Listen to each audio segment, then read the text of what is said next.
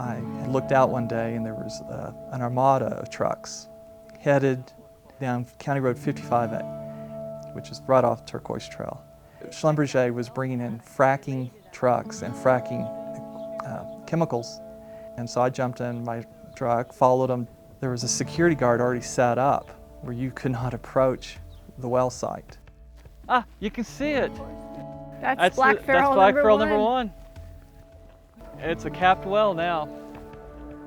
Tecton Energy is a Houston-based company, and they came in to drill for oil. Come later find out it was mostly for natural gas. And we were shocked when they came in. It was something that landowners had not even anticipated. Scott Taylor said they fracked it. He begged Bill Dirks at the Genevieve Chavez Center meeting to please install the hospital mufflers for their peace of mind.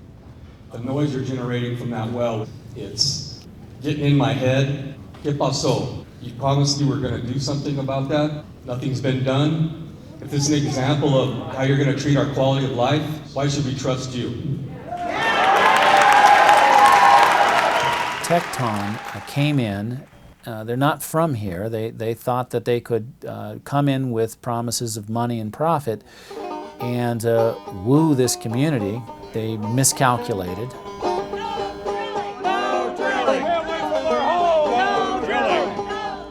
A lot of us, including myself, did not really want to be what you would call activists or environmentalists. We were just neighbors who were very disappointed with what was happening and felt like we had no power with the county.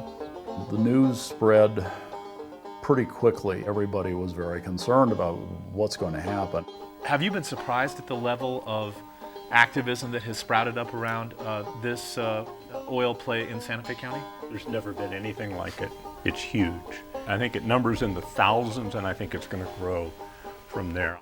The company has the legal right to produce the hydrocarbons. People want to be politically correct and they want to be emotional and they don't want to consider the facts. I think they're very aware of what it entails, and I think they're going to fight it to the last.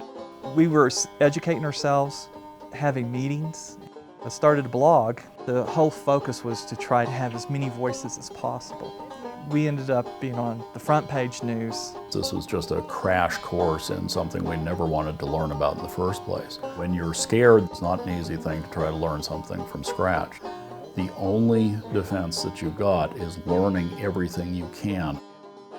So then Tecton started responding, and they had to have public meetings. I don't know if there are any county commissioners who are here. Are there? Oh, Commissioner Nye. The county commissioners and officials were not prepared for this. They didn't have information, and the oil and gas industry was able to play off of that by threatening them.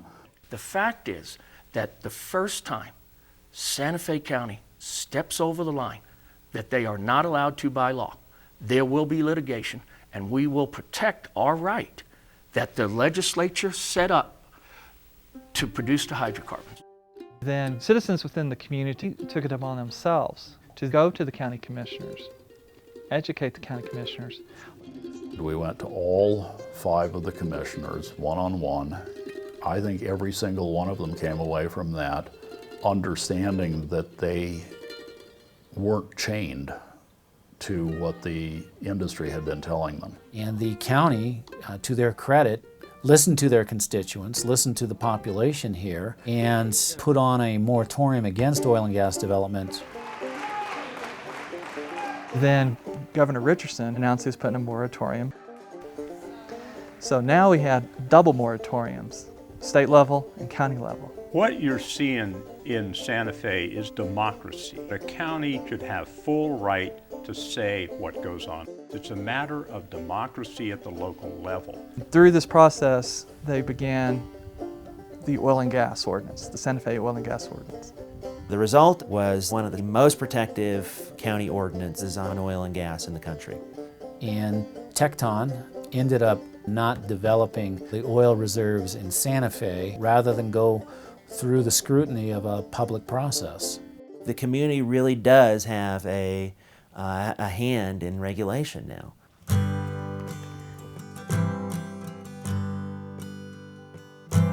I think the one thing I've learned through being a reluctant activist is that the Fifth Amendment of the United States Constitution guarantees the ability to protect and safeguard our land and our health and our children and our homes. I grew up here, but what happened here made me really appreciate where I live and get to know so many people. It was thousands of people that came together. This sort of county community-based regulation, I think, is going to be the future in communities throughout the United States.